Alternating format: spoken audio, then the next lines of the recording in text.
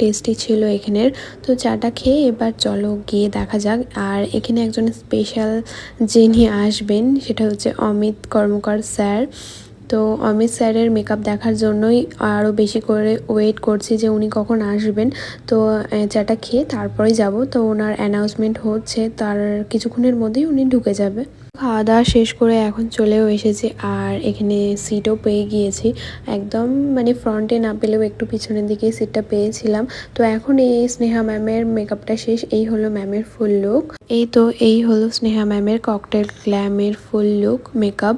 তো অনেক কিছু দেখিয়েছে, অনেক ট্রিক, নতুন নতুন ট্রিক ম্যাম দেখিয়েছে এই মেকআপ লুকে। সেগুলো অবশ্যই নিজে প্র্যাকটিস করব। তো ম্যাম এখানে বলছিল সবাই আমাকে ট্যাগ করো, আমি সবাইকে এক একজনকে আমি নিজের স্টোরিতে অবশ্যই মেনশন ব্যাক দেব। তো অনেকক্ষণ কথাবার্তা বলার পর অ্যাট লাস্ট সবাই ওয়েট করছিল যে অমিত স্যার কখন আসবে। আমার যে পিছনে ছিল তারা অনেকক্ষণ ধরে চিল্লামিল্লি করে বলছিল যে অমিত স্যার কখন আসবে, আমরা আর ওয়েট করতে পারছিলাম না।